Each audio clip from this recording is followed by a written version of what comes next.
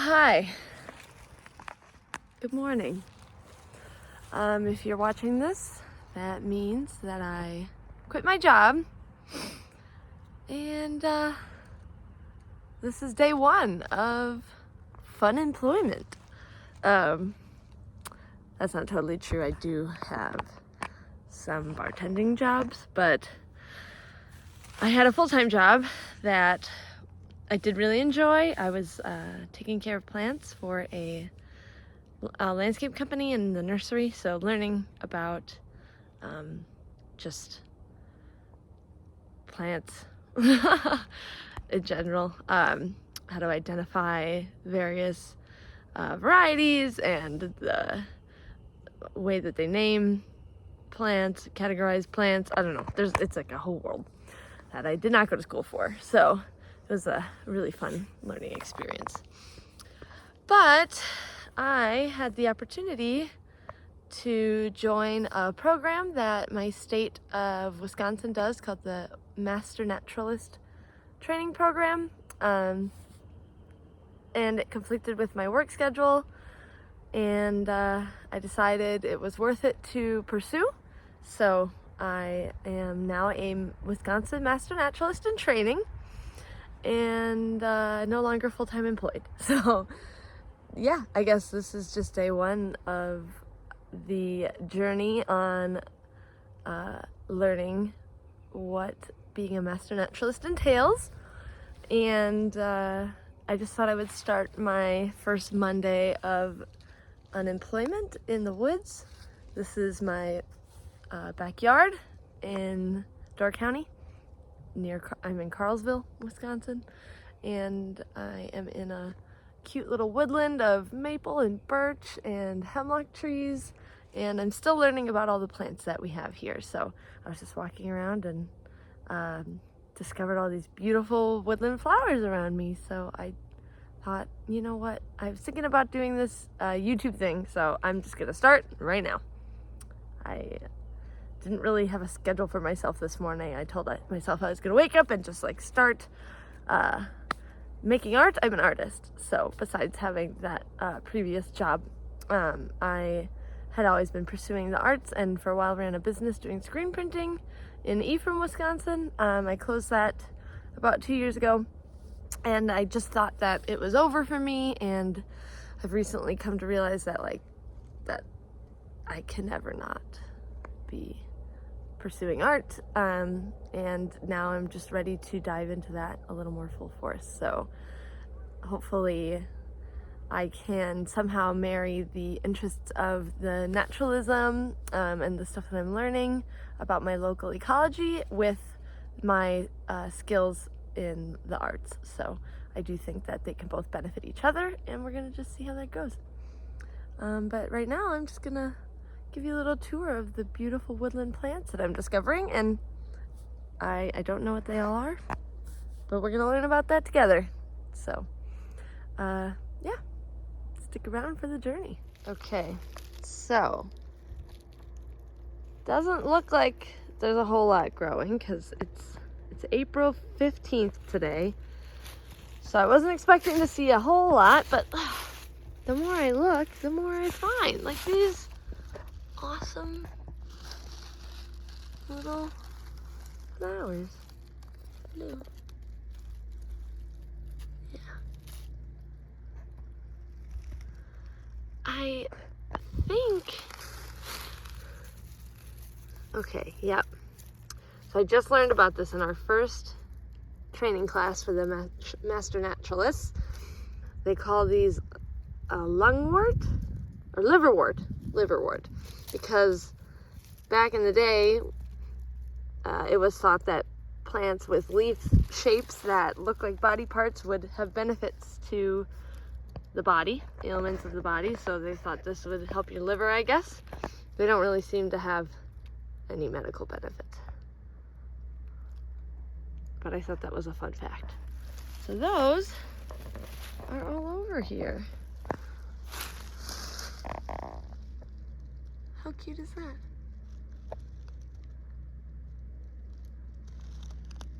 They are, I'm guessing, one of the first flowers that you're gonna see in the spring here.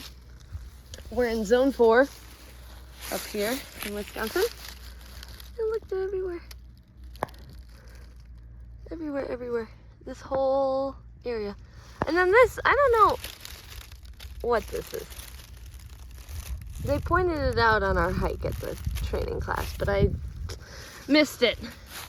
Whatever they said those were. So I don't know if I'm looking at 2 different flowers. I think these are all the liverwort flowers.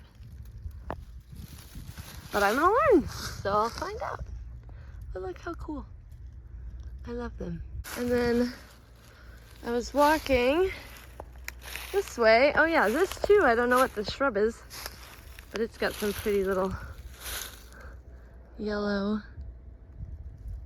flowers coming out of these fuzzy pods. Oh, and then down here,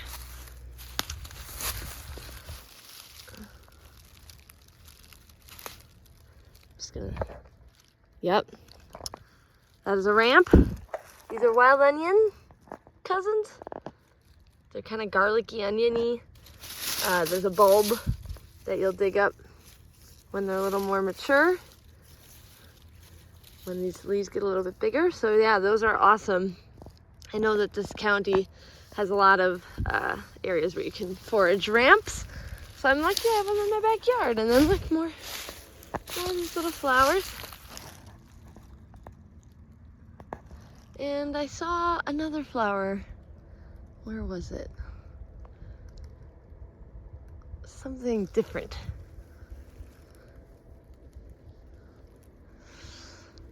Around here, where was it? I was walking this way. It's another white flower, but different. Here's a better look at that liverwort leaf. I found it.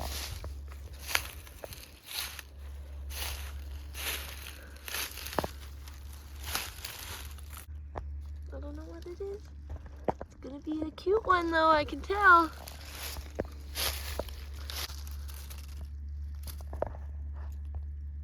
The leaves look really interesting.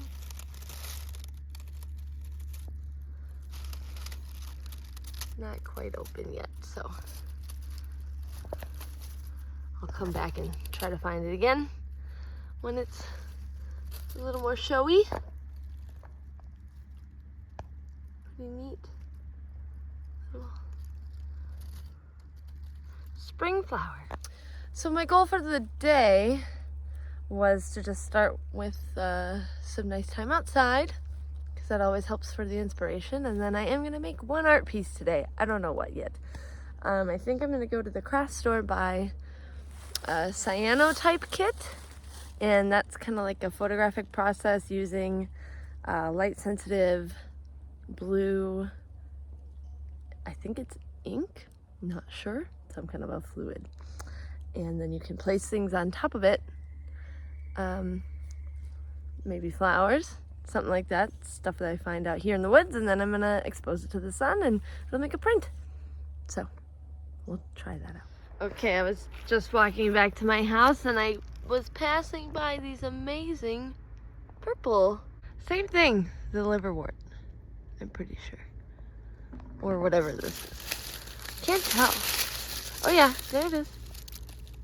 Yeah, but they're purple. I think it just depends how much sun they get.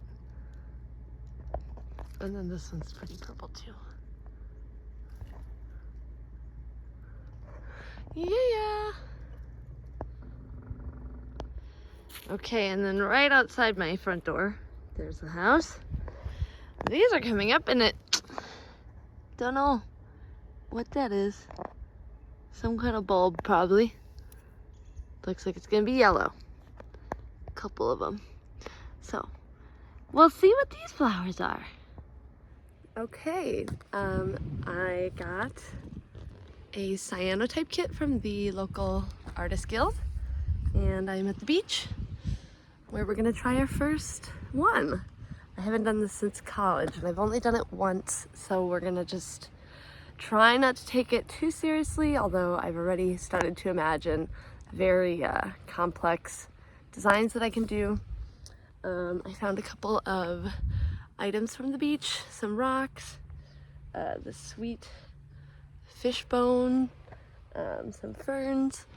So I'm going to get under this blanket because you got to set it up kind of out of the light, and then I'm going to uncover it, let the sun expose the paper. It's like a pre-treated fabric sheet. I tried to do a little bit of reading up on this process because I couldn't tell if it was like what kind of fluid I guess it was, and I guess you just kind of the light sensitivity comes from mixing maybe different chemicals. I didn't read that much about it, but it is the oldest photographic process, developed in the mid-19th century. I will give you better history next time, but all right, I'm gonna set this up, get onto this sheet, and see how it goes.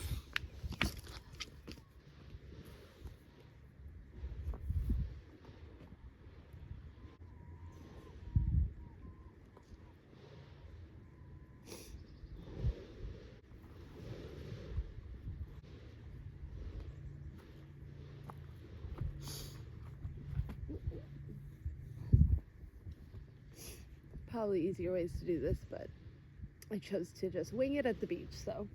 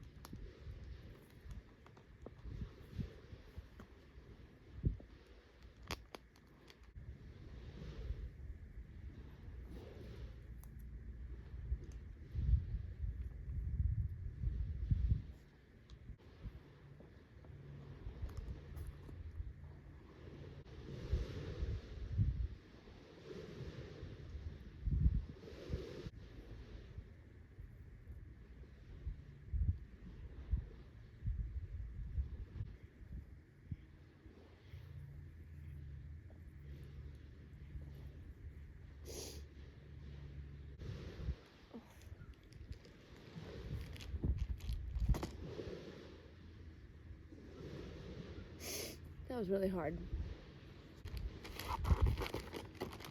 I'm on a hill, so things are trying to like roll around, and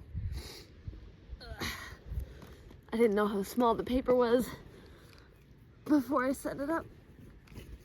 Like I said, just winging it. Here's what I managed. Okay, I'm gonna use my phone as a timer now. It says between 3 and 15 minutes. Typically, it's pretty bright out, but this is my first time doing it. I probably should have done a test. So, I'll set a 5-minute timer, see how that goes.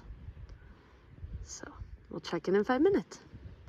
I decided to take an extra 3 minutes, so doing an 8-minute exposure.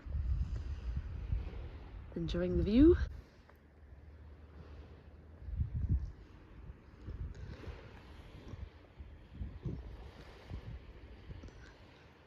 Should be ready soon. Okay. Ooh. Oh my gosh, it's already crazy. We're gonna rinse it off now.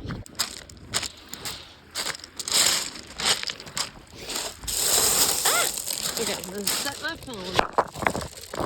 Drop it in the lake.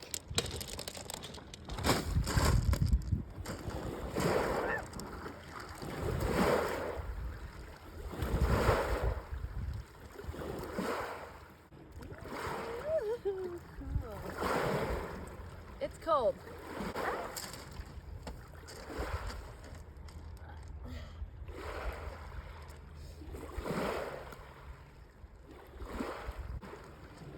I don't know how long I'm supposed to rinse it for. I'm just gonna pin it in the water with a rock or two. Oh God, my feet are freezing. We'll let it do its thing while I get the instructions. Ouch. Because that would have been smart to look at first.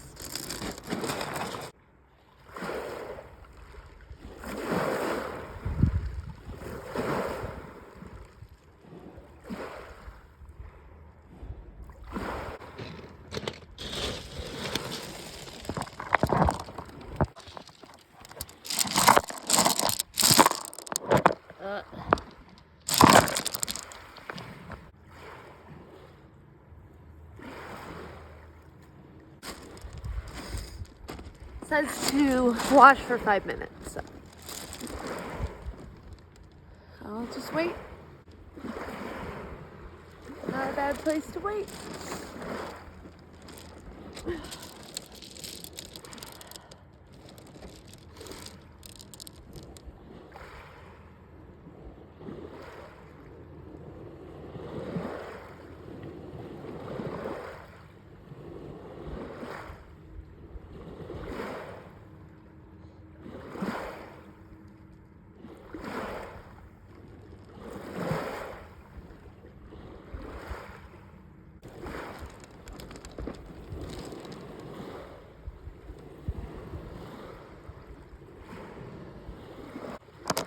Long enough.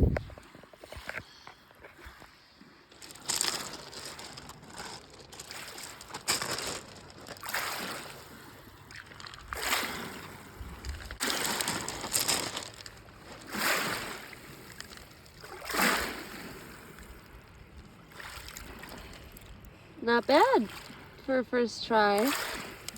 I like how the shadows turned out. I was wondering what that would do.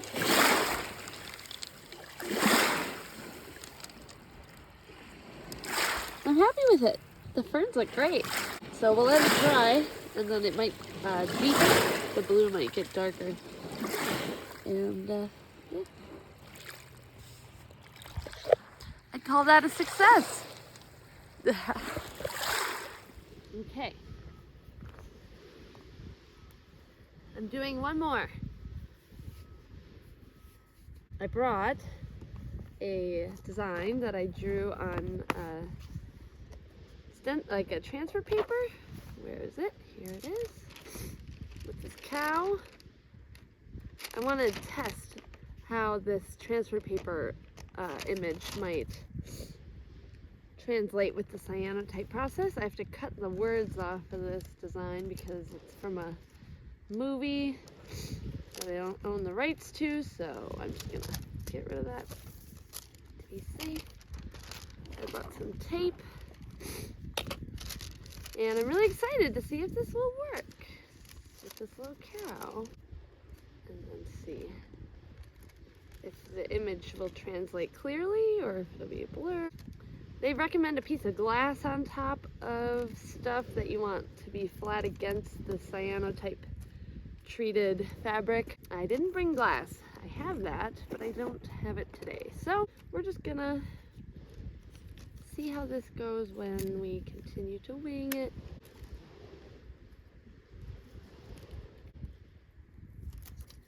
Cool. Okay, cow is prepped. I think I might cut up the treated paper too and just do tests on smaller pieces.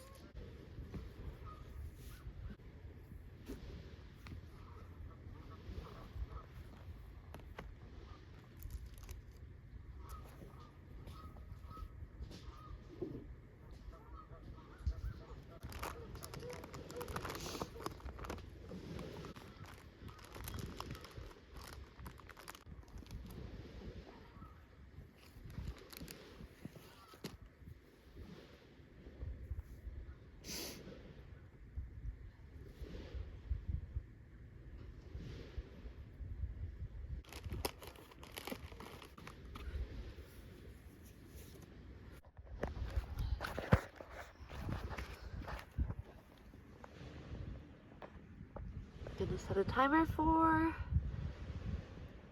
8 minutes again. No, I'll do 5 this time. I'm gonna see if this cow turns out.